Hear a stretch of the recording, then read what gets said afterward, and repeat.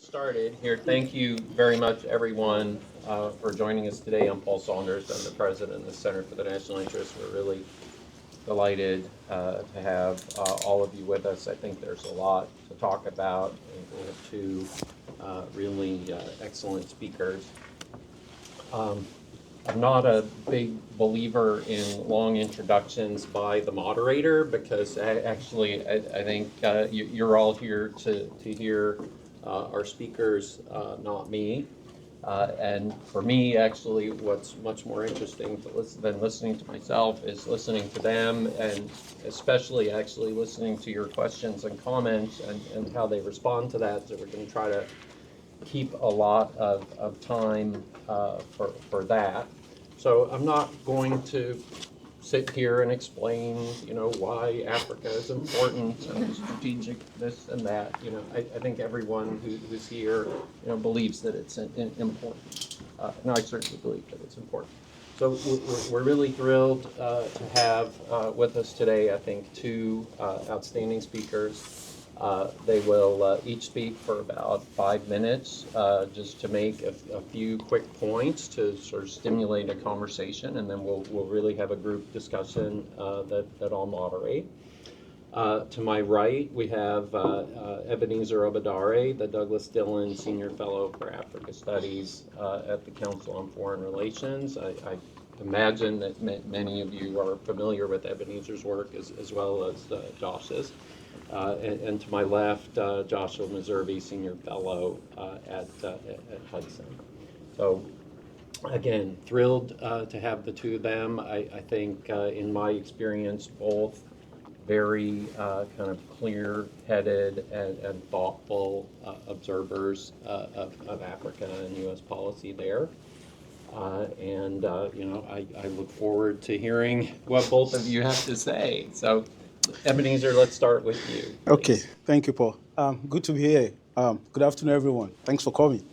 So I'm going to start with a joke that I've been sharing online with some of my friends. It's about the United States, obviously, but it pertains to the conversation we're going to have here. So you all know about the supposed rivalry between South Africa and Nigeria, where South Africa is supposed to be the economic lord, and then Nigeria is supposed to be the one that is ahead, and it's Nigeria today, South Africa tomorrow.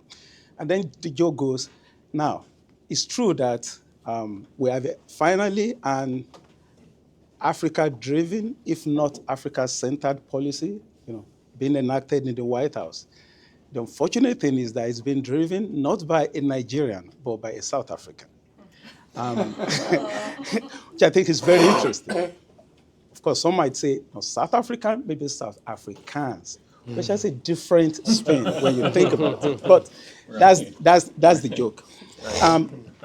Before I say anything else, I would like to just call your attention to two pieces of mine, which I think the 2 or 3 comments I'm going to start with are basically a distillation of the things I wrote in those 2 pieces. My piece in the journal, Trump Dumps African Aid, it speaks to what I really think about how we should think about the whole USAID thing. And then the piece I did for Africa in Transition, Uncle Sam Goes Rogue, again, speaks to how I feel about the way the United States is reacting to Russia and Ukraine and the implications of that for US Africa policy. But the first thing I'd like to say is to sort of remind all of us that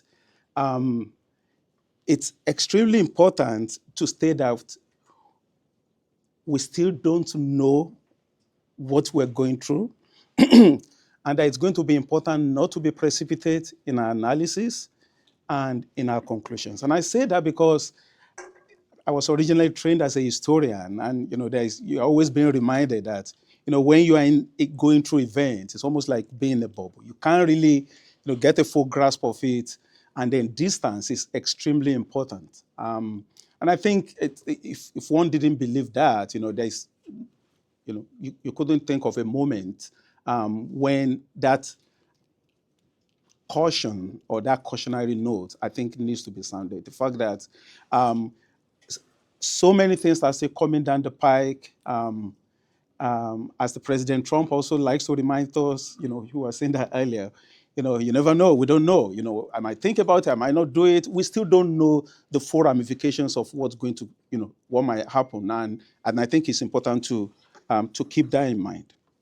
But the other thing is, I think there is doom and gloom, obviously, about what the new administration, what its apparent policy might portend for African countries.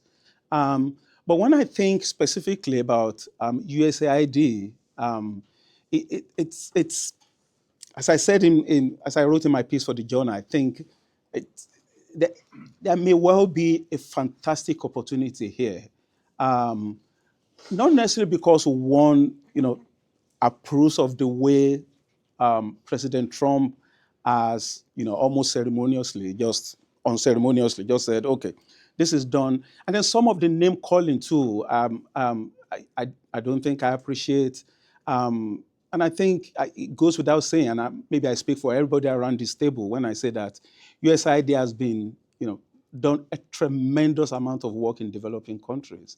Um, and maybe this is also a reminder of how, from a US point of view, the US does not take enough credit for what it does outside.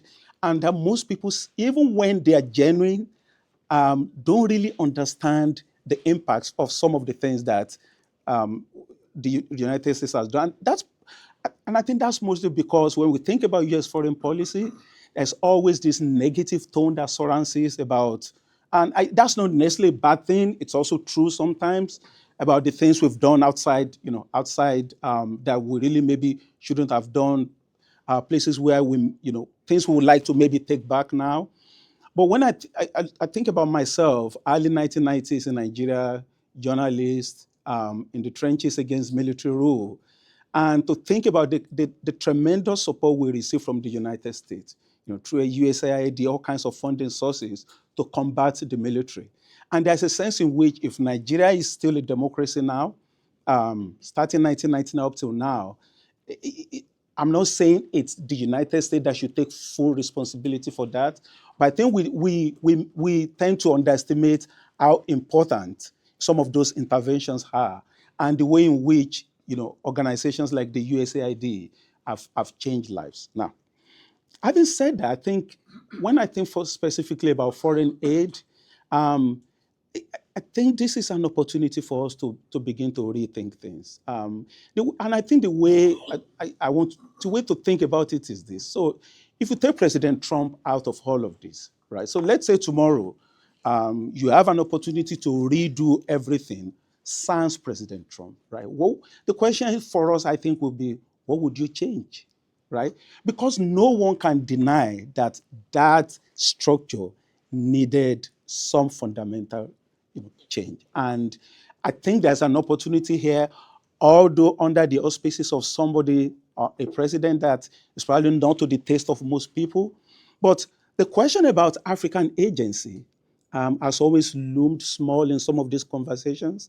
There's an opportunity here to think about it. The question of, and I raised this in my journal article, whether or to the extent to which foreign aid creates a culture of dependency in African countries, I think it would be criminal not to put it on the table as part of this conversation. The much discussed role of foreign-funded non-governmental organizations and the legitimate accusation that they suck the hair out of the room and make things difficult for organic, community-based organizations to emerge. The possibility that oftentimes foreign aid ends up strengthening autocratic countries, not by design, but by default. And the fact that there is, for those of us who love Africa and want African countries to succeed, the realization that we may or we probably should be on the side of those who are saying, maybe this is not so bad after all. Maybe there's something to be rescued there for the sake of Africa.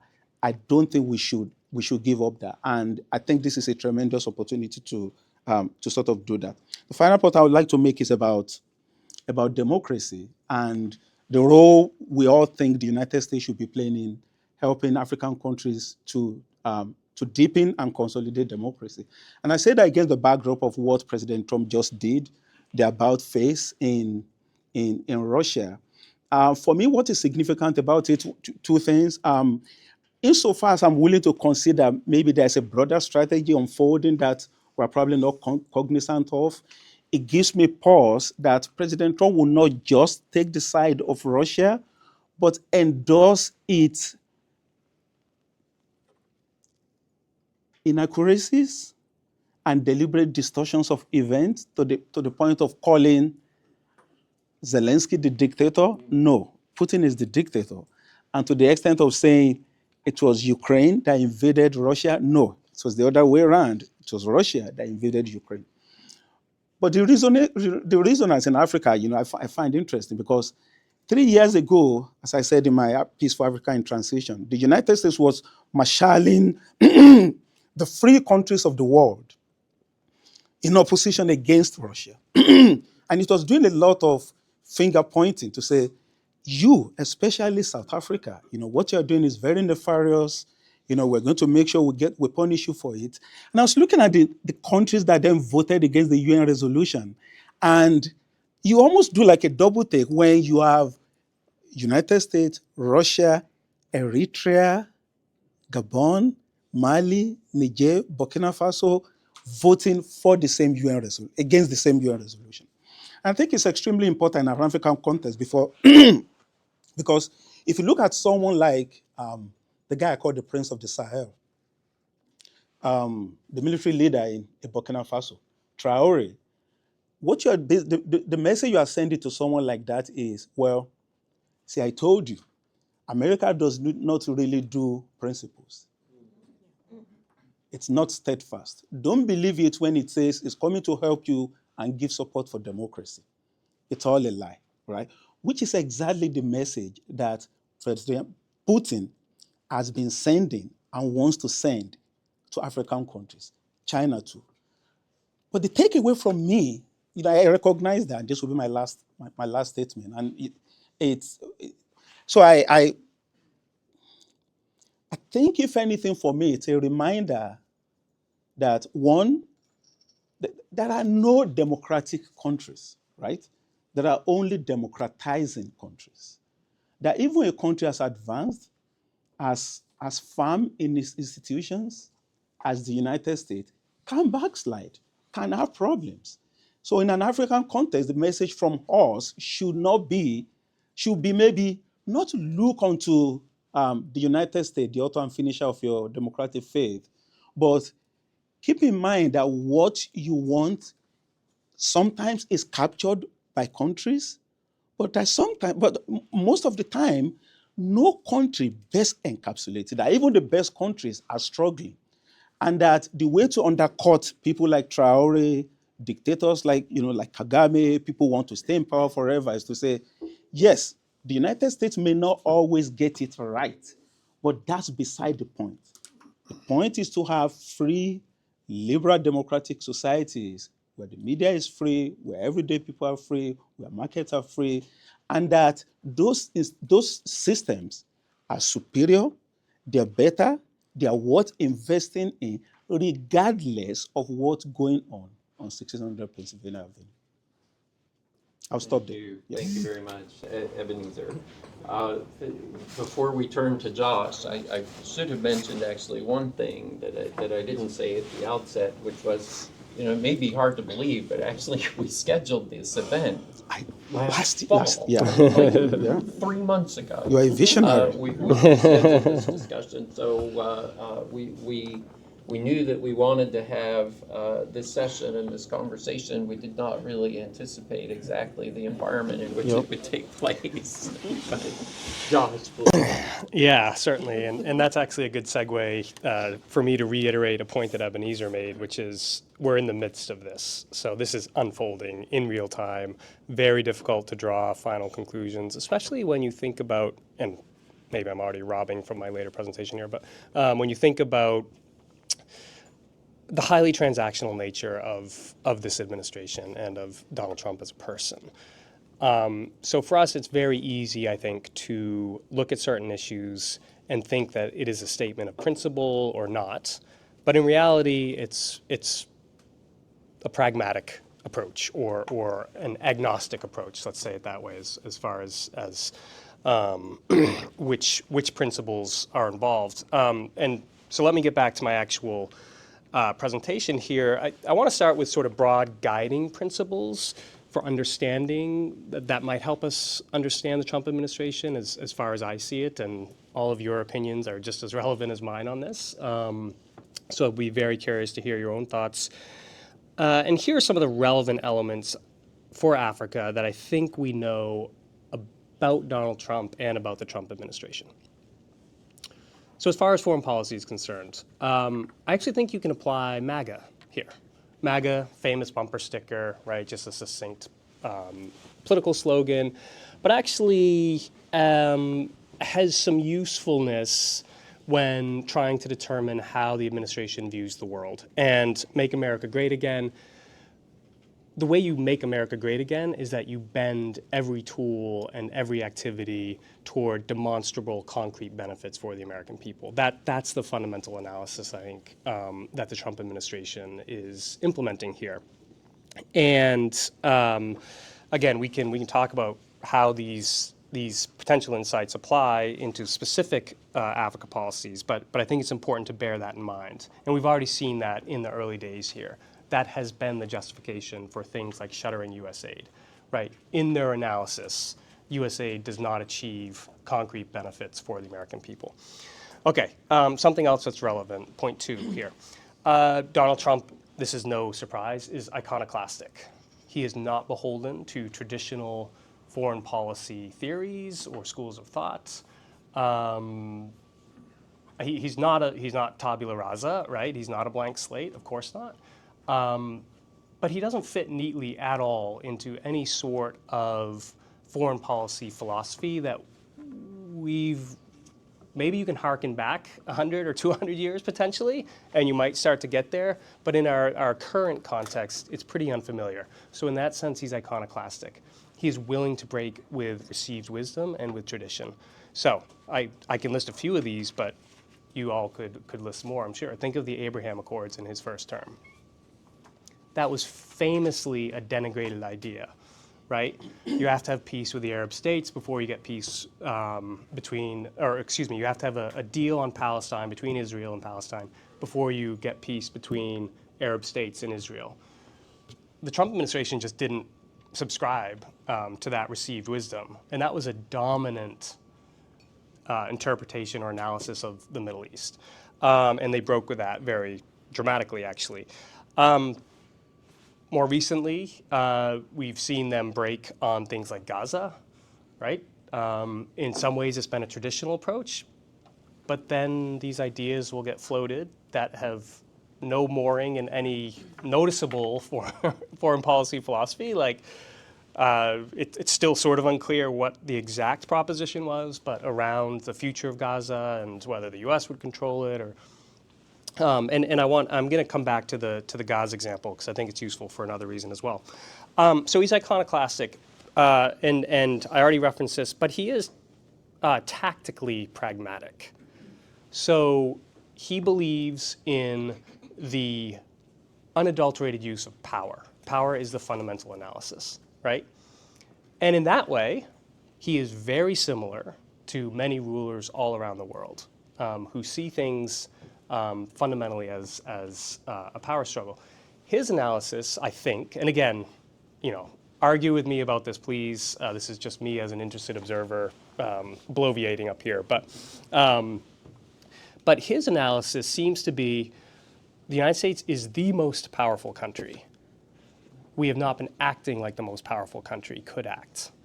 We have the leverage in almost all of these situations that have been a conundrum or an obstacle even for decades in some situations. So he will unabashedly wield American power in all of its facets. So tariffs, of course, famously is a constant theme. within the administration. But there's been other levers, whether it be on the Panama Canal that he's been pulling. When you think about the discussions with Greenland, there are other levers that he's invoking or referencing that the U.S. could use. And again, I think that springs from a fundamentally pragmatic mindset of, okay, I want to achieve these things. Here's the goal. What levers do I have to achieve them? And because he's not beholden to any particular foreign policy philosophy, it leads to a much broader array of tools than we're used to, potentially. And again, he's famously a businessman, right? Everybody talks about this. It's boring to talk about, but it is relevant. So everything's a negotiation. I think on the tariffs, it's very useful in most cases to think of them as a negotiating tactic. I think in certain discrete instances, yes, for their own sake, he wants tariffs. I think in many other instances, this is him either signaling or threatening, or he's wielding power on behalf of something that actually has nothing to do with tariffs specifically. Okay, some caveats here. We've had Trump 1.0, right? We're on the second term. There are some key differences I think we have to bear in mind between what happened in the first Trump administration and what we have now. One is the organization and the preparation for the second term was intense. There's nothing like that for the first term. In the first term, there wasn't nearly the apparatus around him, around his organization that existed for 4 years. As soon as he left office, there was essentially an effort to build an impressive, frankly, machine that would be ready on day one to rectify what they saw as mistakes from the first administration. Some of those mistakes included not getting their personnel, the right personnel, in place quickly enough. That's one of their fundamental analyses. They believe that what they wanted to achieve was frustrated by not having people within the bureaucracies who could move the bureaucracies. Okay, again, no surprises here, but I think it's highly relevant. So they had rosters of people ready to go. They had, obviously they had the whole lists of executive orders and et cetera, et cetera. Nothing of, and let me be clear, every administration going in does that. But I would argue in the first Trump administration, they might have been sort of uniquely unprepared. And then in this second go-around, they're probably more prepared than average, is maybe. So bear that in mind as we think about what they can achieve in the second go-around. He also has a different electoral victory. He won the popular vote and the electoral college this time around. He only won the electoral college the first time. That's a different type of mandate, and that's clearly how they've interpreted it. So they have seen that what they believe is the American people giving them a very clear mandate to pursue, without fear or favor, the policies that they ran on. And what's interesting, I have conversations sometimes with people who express surprise about some of the things that happen, and I've been surprised about some of the details. But fundamentally, what's happening are things that he talked about or his proxies talked about during the campaign. People are surprised that Elon Musk has a lot of power in the government. Really? When was that ever a secret during that was what it was going to happen if he got elected, right? So, and we can always and you always should take a grain of salt, et cetera, with, campaign rhetoric, but I think they are actually implementing a lot of what they've talked about. We're living in a changed world, that's obvious. Gaza, Ukraine, neither of those existed at the pitch or the intensity that they do now. Or Sudan, the awful civil war there. And just as there's a different electoral victory, a different world, there's also different staff, different people who are influential in his administration. I think perhaps the most relevant element here are the tech leaders, who now are very powerful within the administration. This was non-existent, the first administration, and now you have this very significant, vector of influence. think about Silicon Valley culture. One of their mantras that they say with pride is move fast and break stuff, right? Don't be surprised by what's happening with Doge or other things, and you should probably expect it to continue.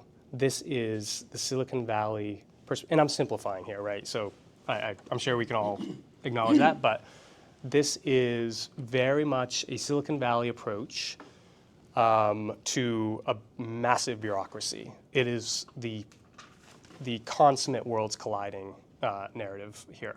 And then finally, this will be his last term. Presidents always think about legacy. They always do towards the end of their last term. So I don't know what that means as far as his overall foreign policy or particular to Africa, but I think that's worth another element bearing in mind. All right, so now I'm going to get to how maybe this applies very quickly because I want this to be more of a conversation. Look, Africa is going to be driven by pragmatism and results. I've been telling African delegations this. Do not expect the United States to approach you asking for the honor to help you. Those days are gone. You need to approach the United States with a very clear list of what you can do for the U.S. and what they can do for you in return. It will be highly transactional. There's a deep skepticism of open-ended commitments, right?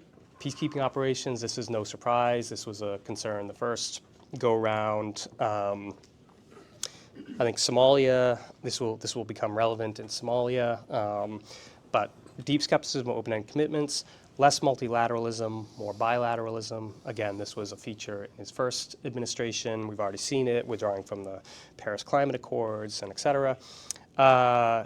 No troops. I think we'll see troop withdrawals, again, probably from Somalia. Counterterrorism, yes, though. There's already been at least 3, maybe 4 strikes in Somalia again. So he's not at all worried about having a muscular counterterrorism posture. But again, this skepticism of open-ended sort of long-term commitments. Trade, I have a big question mark after trade. I have no idea. It could go in any number of directions as far as I see it. I'm less and less hopeful about AGOA, sadly. But that's a congressional issue, and Congress didn't get it done. Interestingly, because of not because of Republican opposition, but because of a very specific Democrat who opposed it in the last go-around. It has support. I don't think it, well, I hope I'm wrong, but it might not have enough support to get reauthorized this Congress, and then it's gone. But even though we've seen President Trump express skepticism about trade, about free trade, he says we're being taken advantage of if we have a deficit with countries. Again, sometimes you have to read that as negotiating, but also the ideological drivers that might be behind some of those statements don't really seem to apply to Africa because African trade is so small that I just don't think it's going to excite much attention from the administration. All right, sorry, I already went. Sorry, I went longer than I meant to. All right, I'll just leave it there. Thank you very much, Josh, and also Ebenezer. So we'll throw it open for questions and discussion here. Let me just say 3 things first. We are on the record. We do record these meetings and post them online, just in the spirit of transparency, so that everyone is aware of that. And thirdly, when I do recognize you, please kind of identify yourself before you ask your question or make your comment, so that we can all sort of understand as we're talking to who we're talking to. Sorry. And the last thing. I hope we have a lot of questions and comments. We have 40 minutes until we said we would end at 1:30. I really want to give everyone who wants to say something an opportunity to say something. So I'll encourage everybody who has a question or comment to be brief, and also our 2 panelists, to try to be brief in responding. So let's throw it open. Please, who'd like to go first? Anyone? Yes, please. Thank you very much for the presentation. Josh. Hello, everyone. Good to see many familiar faces here. My name is Zainab Usman. I'm the director of the Africa program at the Carnegie Endowment for International Peace. I'm going to make this brief, but I have 4 points, questions, comments, but 4. One is on transactionalism. In my role, I engage frequently with African governments, African stakeholders, and what we've heard from a lot of them is that there's a lot of uncertainty associated with the current administration, but in some respects, they also value what is seen as transactionalism, that you know what the White House, President Trump in particular, wants. His ideas are maybe not his heart on his sleeve, but like his ideas are on his sleeve. You know exactly what he thinks and what he wants. And I want to contrast this with the Biden administration, for example, and there were a lot of interesting good things that came out of the administration, but there were also areas where what we heard from African stakeholders was that there was just no clarity. And I want to bring the Kenya Strategic Trade and Investment Partnership. It started out as a negotiation for a free trade agreement, and then it morphed into a STIP, which was never concluded. And we heard from some Kenyan counterparts that at some point the negotiations became kind of very vague. There was just no clear sense as to where things were headed. So, that's something to put on the table. But then the counter to that is, are there also limits to transactionalism? Are there just things that you can't really kind of trade and negotiate? So that's point 1. Point 2, very quickly, on trade. Obviously, a lot of tariffs are going to be announced on a rolling basis. And indeed, Africa is not a major trade partner for the US. US-Africa trade constitutes just less than 2% of total US global commerce. It's one thing to look at the numbers and be like, forget about Africa. But the reality is, if we lose AGOA, if more tariffs are imposed on African partners, they will find alternatives. Right now, trade between the US and China and Africa is $292 billion. This was for 2024. Trade between the US and African countries, including AGOA, under AGOA, is less than $80 billion. So the US could lose Africa for good when it comes to trade. So that's the danger of what looks to be like autarky. That's what I would say. The third is there are definitely some silver linings. So I've been reading those executive orders as they are being announced. And one area is obviously critical minerals. I mean, we saw the deal with Ukraine, maybe not the best deal, but the administration has made it very clear that they are interested in negotiating sectoral trade agreements and bilateral trade agreements, including around critical minerals. The other area is actually more broadly international energy diplomacy, where obviously this administration has a very different approach to climate change, if there's even an approach. I'm putting it mildly here. But what it means for a lot of countries, not just in Africa, is they're actually celebrating. They're saying that, finally, we're not going to have restrictions on the use of our God-given oil and gas resources. We can use this for power generation, for industrialization, whereas previously there were a lot of restrictions on us. We couldn't get financing to build out gas infrastructure, LNG, etc. And then finally, this is perhaps the question then to both Ebenezer and Josh. Do you foresee a situation very soon in which, as a condition for some of the, whether it's the trade agreements that might be negotiated, critical minerals agreements and others between the White House and specific African countries, that a condition is you have to wholeheartedly choose the US and not China? And I say this because I think we've already seen that happen with Panama. Secretary Rubio went to Panama. A few days later, Panama dissociated itself from the BRI.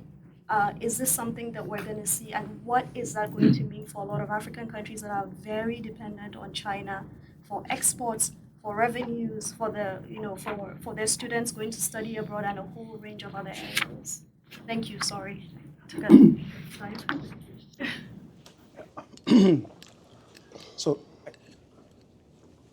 American interest is best served, African interest, I think, is best served when the United States puts daylight between itself and, say, China, and, say, Russia. The danger of this moment is when we're literally in bed with Russia, it becomes extremely difficult to then go to an African country and say, don't do business with those guys. They are the bad guys, right? The long-term game we should be playing, and I've been advocating for this, for the last, maybe 10, 20 years, is it's extremely important for the United States to say, we're a democratic country. It's one reason you should do business with us. You may not like things in the short term. We may impose conditionalities, but long term, this is good for you. The problem right now is we give up that leverage, right? That important moral leverage when people looking at the United States from an African vantage don't see any clear distinction between us and a country like Russia. Yeah,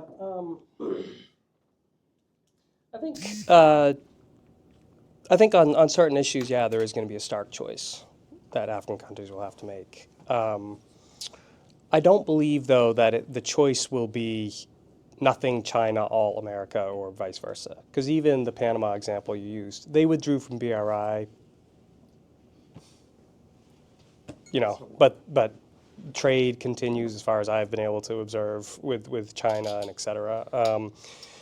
And we can also assume that South America, Latin America is going to be more important to this administration, both because of proximity, right, but also because of Marco Rubio himself. That's where a lot of his intense foreign policy interests lie. So I don't think there will be that stark of a choice. On certain issues, yeah, I think there will be obvious choice, like there will be a choice presented. One of the challenges I think that people like myself and others in this room who believe that Africa is really strategically important face right now is that we have to make that case. Because if the premise of American foreign policy toward Africa is that the continent doesn't matter much, then you're not concerned about alienating a bunch of African countries. And as an unsolicited piece of advice, those arguments about why Africa is important have to be different than some that were previously made, right? I don't think the democracy arguments are going to get us very far. And I will offer a critique of how we've traditionally done foreign policy in Africa.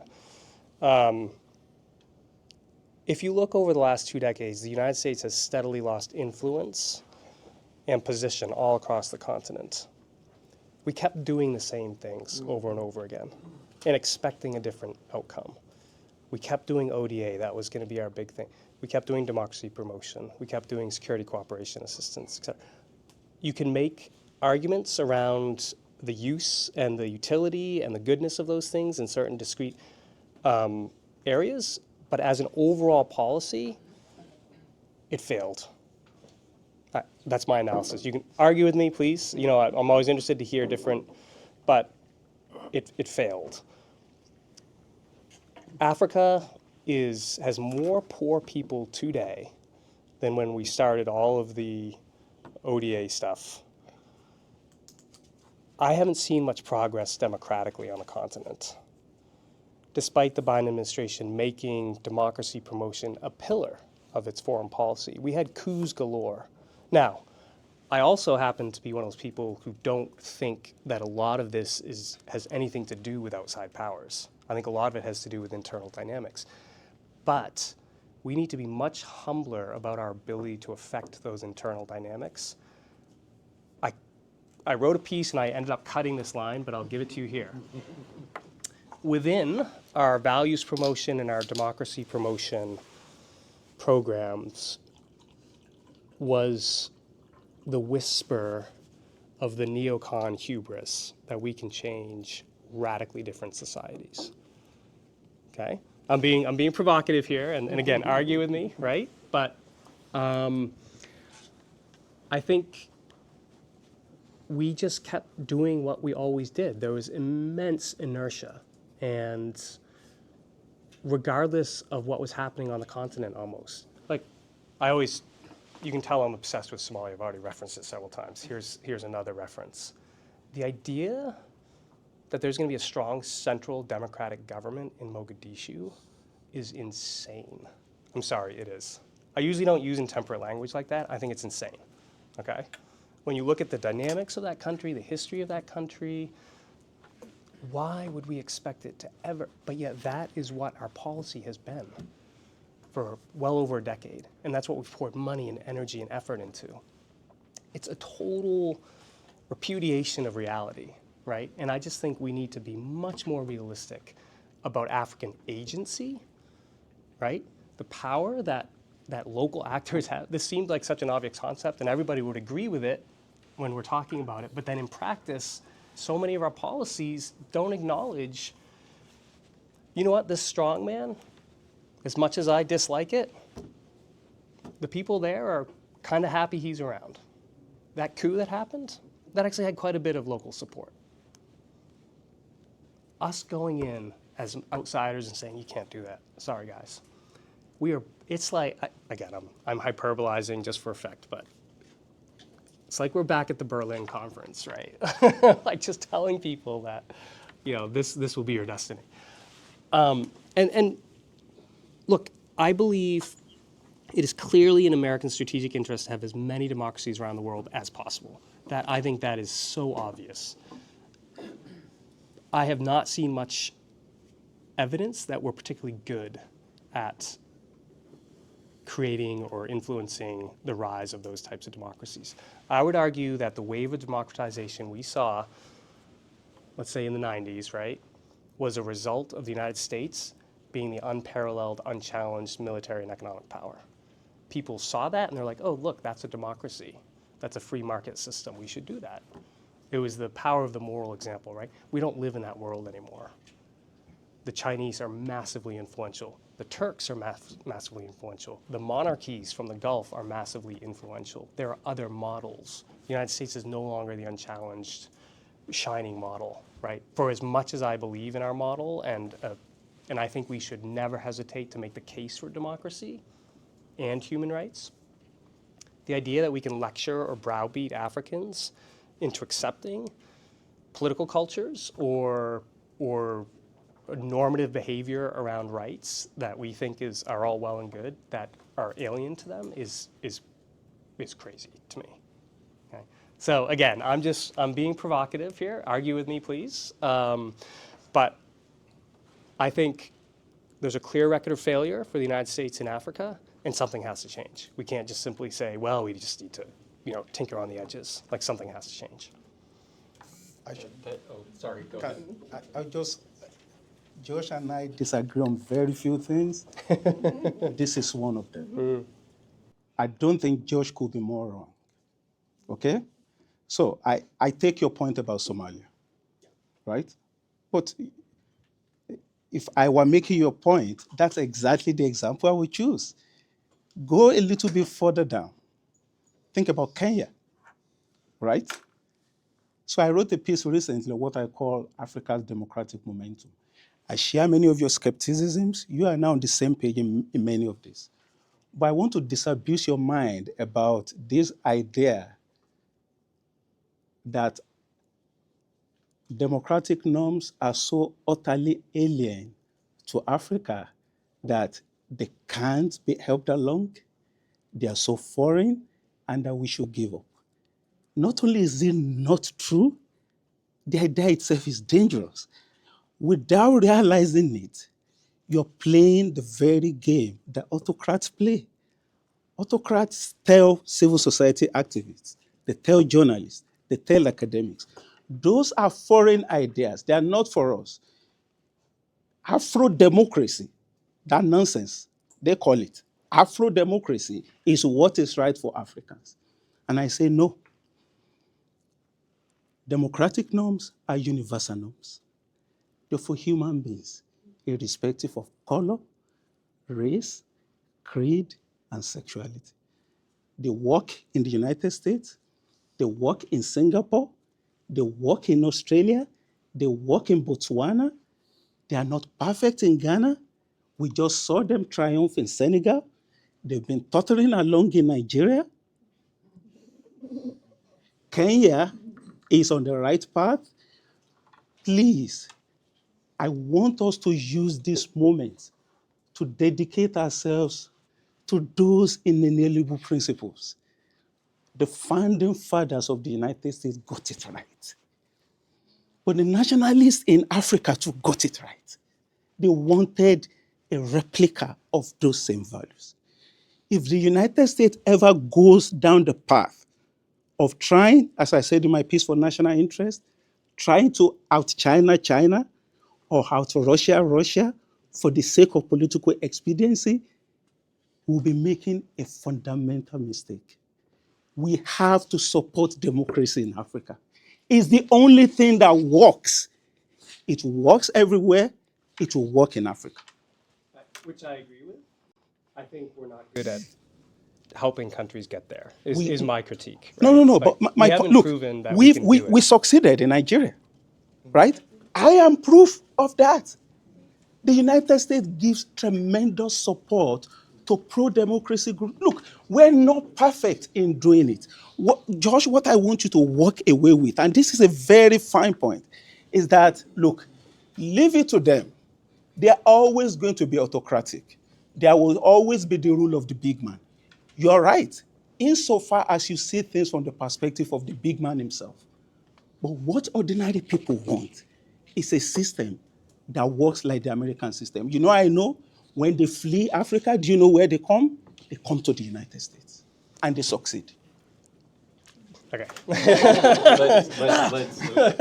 have 22 minutes here, and I have 5 people actually on the list, so we're going to go. So I want to move fast. We're going to go here, here, there, down there, and over here.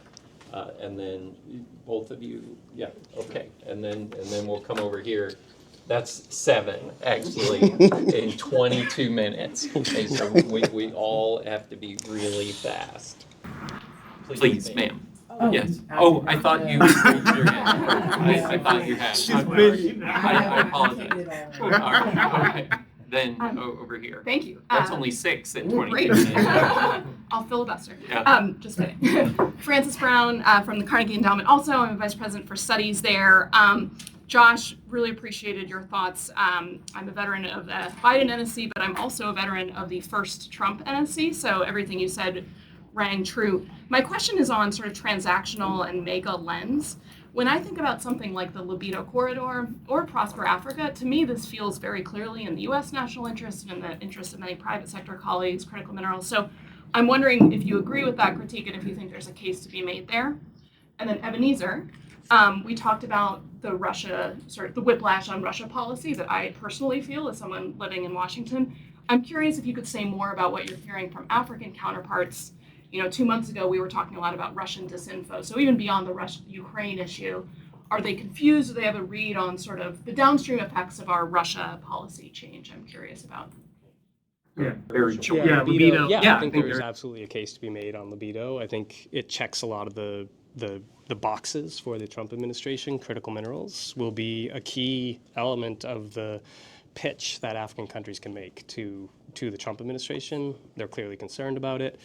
And then, it fits into the GPC thing, which is also a primary concern to the administration. Great power competition. Oh, sorry.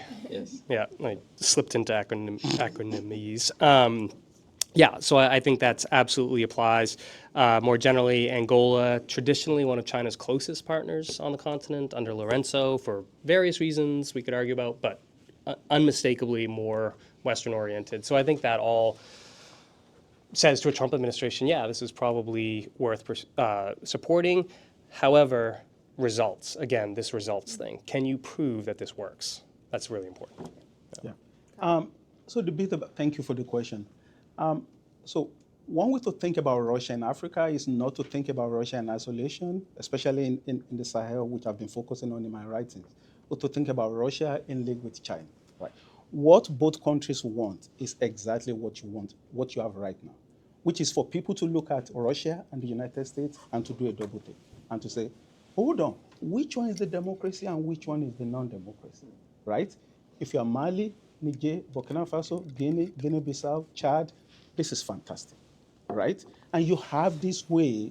So what Russia has done, what China also continues to do, is to continue to create this impression. Not only that the United States does not mean well, but that liberal democracy itself doesn't work, is untrustworthy, and is illegitimate, right? So if you have, like me, if you're on the other side, you are apprehensive, this is your worst moment because you are saying that particular rhetoric, gain ground, and all this. There's this. It's very subtle, but you can see sort of the triumphalism, like, I told you so. This is our moment. Covered. Okay. Then, I see. Okay, down here, ma'am. Yes. Thank you very much. Oge Onugbogu, and I'm the director of the Africa program at the Wilson Center. Ebenezer, Josh, great to see you, the both of you.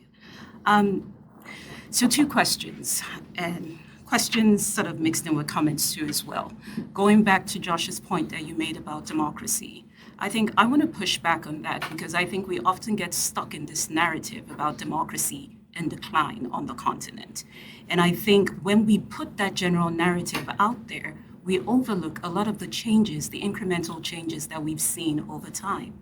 At the Wilson Center, we currently went through an exercise where we basically looked at over the last 10 years, going past the headlines and looking at trend lines of change across the continent.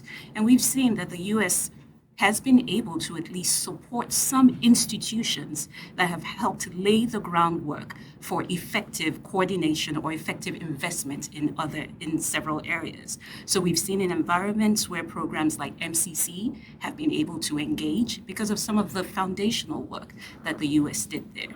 I think it also falls on those who are within the democracy strengthening institutions to be able to tell the story. I think when it comes to African issues, we tend to generalize when we talk about democracy.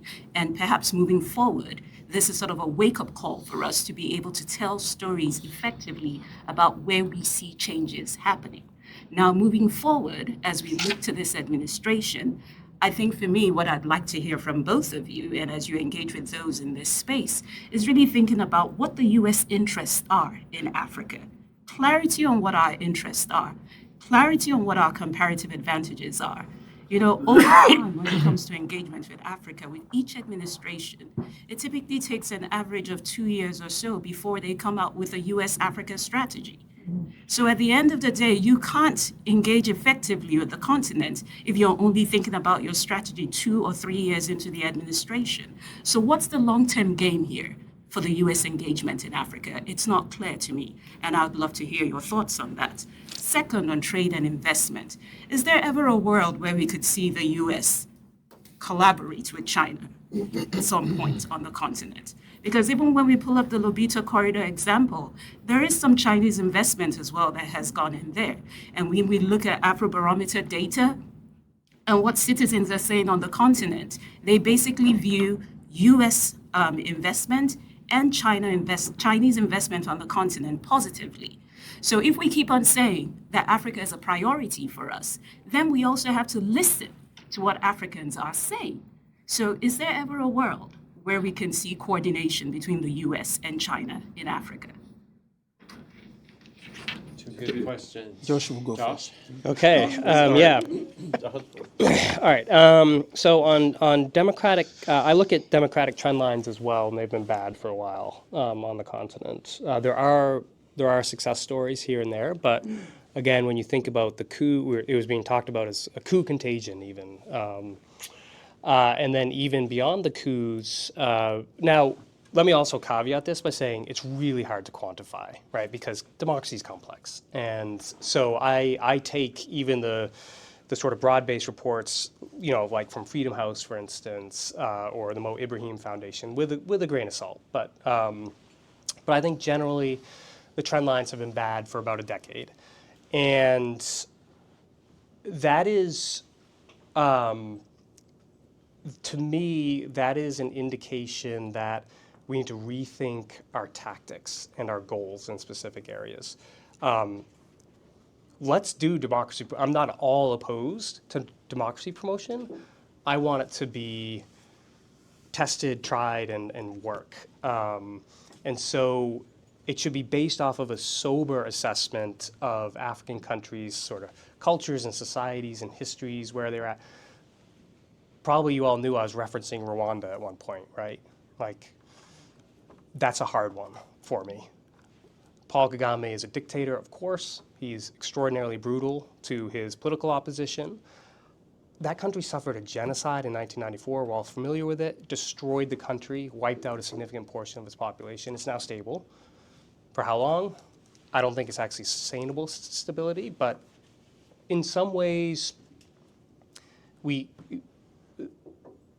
have to just win achievable goals rather than shoot for the moon every time for things that aren't really achievable. And that's my point on democracy. Yeah, long-term strategy, agreed. I don't think we've had anything approaching sort of like a continuous long-term strategy on the continent. I would say very, very quickly, the demographic trends will be important to the United States, either as a market or a problem with a restive unemployed youth population. Critical minerals, strategic location of the continent, proximate shipping lanes, submarine cables, et cetera. And then just a lot of American citizens on the continent that you have to protect, or U.S. PRC coordination. I doubt it, at least for the foreseeable future. Yeah. I'll just answer the question about long-term strategy, because I think it's extremely important. So we talk about trade all the time, and it's come up in this conversation several times. It's because we all assume that once you have trade, you've taken the first step on the journey towards prosperity. What tends to be missing is the understanding that prosperity itself is not sustainable if it's not predicated on a tradition of freedom, right? The countries in the world that are doing very well have at least one thing that seems to be common to them. They are countries where people are free to think, and then people are free to trade. If people are free to trade and ultimately they are not free to think, that trade is going to atrophy and there will be no prosperity. American interest, long-term interest in Africa has to be one thing: to help deepen the tradition of individual freedom, political freedoms everywhere, and to oppose all institutions and entities that are ranged against human liberty and human freedom. That is not negotiable, right? America has to be the country that is the beacon for that. So far it is. Russia is not going to be the beacon of democracy in Africa. There is no Russian way of life. China is not going to be the beacon of democracy in Africa. There is no Chinese way of life. This country, with all its imperfections, is still the only country, so far as we know, that can do that. The long-term interest of the United States is to help agencies, individuals, institutions, entities in Africa that work for the perpetuation of human liberty. Yes, please. No, yes. Okay. Yeah. And we'll come over here and to you, sir. My name's Claire Mark. I work for the State Department, the Bureau for Democracy, Human Rights, and Labor. I cover coastal West Africa and the Sahel, along with, another colleague here, Stephen, who covers Sahel. Mm-hmm. I wanted to come back to your comment about sort of a prediction that the Trump administration would be okay with a muscular counterterrorism posture. And, this is and then also pair that with sort of the whiplash on Russia policy, or I guess my question is, I'm having trouble trying to read the tea leaves here about how our changing Russia policy might or might not be a change in how we view Russian security forces in the Sahel, and One of the things that my team is seized with is documenting civilian harm by, proxy military forces such as Wagner and Afrika Korps. How salient is the argument now that we want to be helping governments resist working with Russian security contractors in light of what is unfolding, I guess? I think it's still relevant. The Trump-Russia thing is fascinating because if we think back to his first term, he put javelins in Poland along with troops. He put sanctions on Nord Stream 2. He had a very aggressive posture in many ways to Russia. He also would make very conciliatory public statements. Again, I know it's unsatisfying explanation even for me, but I do genuinely think this is how he sees negotiating. So he would say nice things about Kim Jong-un, right, when he was trying to get a deal with him. He thinks that's part of, and he's even explained this in public remarks where he will say, well, it's a great thing that I have a good relationship with these guys because then we can talk and work stuff out. So my sense is even if there's a deal on Ukraine, I kind of feel like it's going to be siloed there in many ways. And who knows? It would depend on the details, right? But the danger that Putin has is if President Trump ever thinks Putin is trying to play him, then he's, and he has said in public remarks, he said, we're going to get a deal, this is President Trump, we're going to get a deal on Ukraine. If Russia doesn't play ball, Ukraine will have more support than ever before. He said this publicly. Keith Kellogg has said this publicly. So I don't think he even ideologically inclines towards Russia. I know that's an unpopular position, but I don't think that's actually what's going on. I think he genuinely wants the Ukraine war to end. He's taking what we would consider unorthodox measures to do that. And the public, the commentary is for Putin's consumption, but then he will back it up with hard power if necessary. Who knows, right? As an observer of Russia, actually, and not an observer of Africa, I'll just make a comment on Trump's Russia policy here and his broader policy. Look, from my perspective, the guy is a Manhattan real estate developer. And when you're doing these deals in Manhattan, you're not gonna not deal with somebody if you want to buy their land or their building or whatever. And the fact that somebody did a really good deal with you last week, and here I'm sort of alluding to our allies, why does that matter for some other deal that you want to do with somebody else? So as I look at that, I think I would sort of go back to the transactionalism, and to me, it just looks like he just wants to do whatever he wants to do, and he sort of doesn't really care who it's with, and he'll do what he needs to do to get there. That's kind of my 2 cents. But Ariel, you had a question or a comment, and then sir, we'll come to you over here, and that will. Two disparate questions. One is I was at the departing lunch, I think it was lunch, with Samantha Power as she was leaving. And she said, what's real on the table today with a lot of countries, and I don't think she singled out Africa, but I think she mentioned Africa too, African countries, is that they're asking for investment, they're not asking for aid. Is there, as you said, an opening that we can develop it? Because what you quoted the disparity between our trade with Africa and Chinese trade with Africa is amazing, but in the area where I focus, which is Central Asia, U.S. trades with the whole region of Central Asia to the tune of about $3 billion, one of the key countries in Central Asia, to the tune of $3 billion, and China trades with them to the tune of $30 billion a year, but order of magnitude.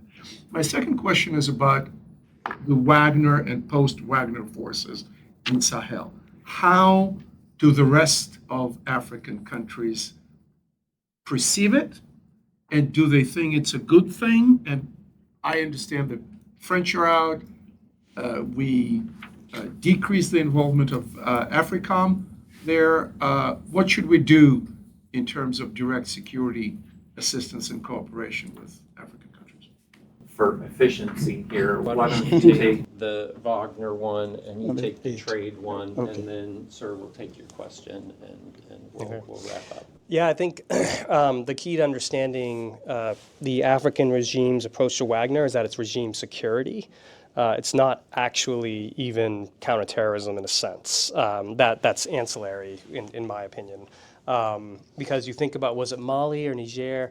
One of these regimes got a ridiculous anti-aircraft defense system from Russia, which is entirely irrelevant to the, maybe they would say ECOWAS is going to come for them, but that's ridiculous, right? Like, it's irrelevant to their actual security concerns. So it's regime security. So in that sense, they really like it, I would say. I suspect that there are other regimes all across the continent that are looking at that and saying, oh, that doesn't seem to be so bad of a deal. Now, it is also true, though, that at least some African governments are worried about being overly dependent on Russia, on China. We've seen American companies get certain deals on the continent explicitly because the government in question, the African government in question, didn't want another Chinese company winning yet another contract. So I'm sure it sort of varies from place to place. There's speculation that the CAR regime would like to get out from under the Wagner thumb, but they are under the Wagner thumb. So, Yeah. Very I'll make it short. Yeah. So it's not just trade that has been recurrent in Africa over the last decade or so. It's also autonomy, sovereignty, right? You can put all those three things together and you can throw the ball back in the court of Africans and say, well, you want autonomy, you want trade, you want sovereignty, here is your opportunity. President Trump is saying no more aid, here is the opportunity for trade, you should take it. On the American side, one way to actually show for America to put its mouth where its money is, to show that it actually means to trade, not just send aid, is to recertify AGOA. Sir, please. Thank you, Chairperson. My name is Sipiwe from South African Embassy. Chair, I thought maybe at some stage I would just be a fly in the wall and just listening to the American conversation about Africa. But as this conversation went on, I became an African. I stopped to be a fly. And I found it to a greater extent quite condescending at some point as how, especially Mr. Ebenezer, treats and characterizes Africa as the child that needs to be taught how things should be done. And what is? Are you sure you heard me? Yes, exactly. I didn't say that. You didn't, but that's what I'm taking from you. No. Can I finish? Let me correct you. Can I finish, please? Let's let him finish. Oh, Nigeria, South Africa. Thanks, Chair, for protecting me. The speakers, when they talk about Africa in this conversation, there is this collective amnesia about colonialism, especially when they are spreading the gospel of democracy, according to Ebenezer. And the interesting aspect of it is that America was not there in the fight to liberate Africa. And this is a reality of Africa. And why is democracy starting after Africans have freed themselves from colonialism? And suddenly Africans are regarded as people who are inherently not interested in freedom when they fought for their freedom. And these are fundamental issues of Africa. Sometimes Mr. Ebenezer speaks interchangeably, becomes an American at some point, a Nigerian at some point. So you kind of not kind of figure him out what he's saying. But the message here is that there's an ongoing struggle of coloniality and colonialism. It's a reality today in 2025. And if we're going to treat Africa selectively and come with these modern concepts of democracies and Trump this and that, we're being very superficial. And what I would recommend in future, I think we do have resources of people who can articulate the struggles of Africa against Western imperialism, which is a reality again. We shouldn't, I'm not diluting that. I know, do I want to impress anyone? There is American imperialism too, which is being expressed using the terms like democracies, including its policies and how Africa is treated and regarded. And yet, to some of Africans, we're in a continuous theater of struggle to emancipate ourselves. And we're not there yet. And it's a continuous struggle. I thought I should say this rather than to keep quiet. Well, thank you for that. And let me say something. You can say something. Ebenezer, you can respond, and we'll finish with you. We'll go on for a couple of minutes here. Let me say the following. I was a Bush administration political appointee at the State Department, and I think President Bush was very sort of forceful in his stand for freedom. But I think what the comment conveys to me, freedom means different things to different people. And I think the question that we often need to ask ourselves in Washington and don't always ask ourselves, and I think this question is getting to that, is what is it that people want to be free from? And what is it that people want to be free from? That's my 2 cents, but please Yes, add your comment and Ebenezer. Thank you very much for giving me the opportunity. I know we're out of time, but I think this is important. It's an important point. For our, actually in practical ways for all of our work here. And it's on this democracy promotion debate. I think we can all agree that ultimately everyone cares about democracy broadly defined, whether it's one man, one vote, political participation, political pluralism, etc. I think what we are in disagreement about is the role of democracy promotion programs as they've been pursued previously, the role of the US on that front. And in a sense, I kind of feel a bit odd here, almost coming to Josh's defense. I think what he is saying is everyone kind of, if I understood him correctly, what he said was that the record of the US in democracy promotion, using traditional democracy promotion programs, has been mixed at best. And when you look at the historical evidence, and permit me here, I'm an economist, so there's a bit of economic determinism.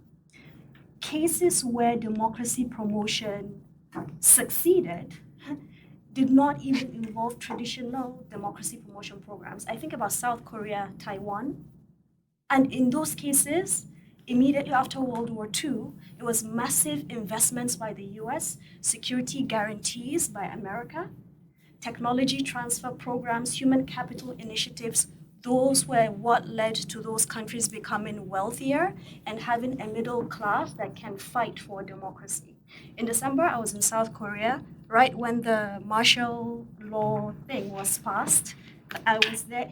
South Koreans fought. They were very angry because they said, we fought hard for this democracy. How dare this president try to undermine what we fought hard for?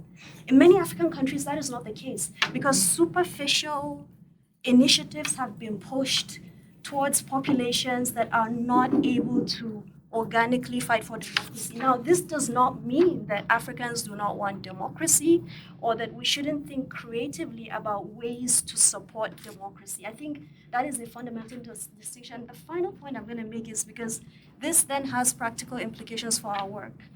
These traditional democracy programs, as we know, that most of them are gone, at least for the next 4 years, they're not coming back.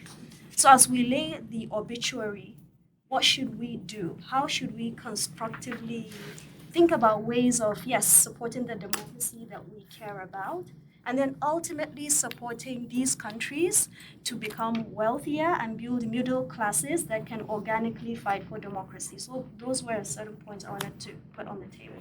Thank you. Ebenezer, no, No comments. you're sir. Yep. Okay. Okay. All right. Well, thank you very much, everyone, for joining us today. I think we had a very rich and certainly also a very lively conversation. I hope we'll do some further sessions in the future, actually, because I certainly want to continue calling attention to and discussing these questions, and hope you'll all be with us again. So, thank you. Thank so you. much. Thank you.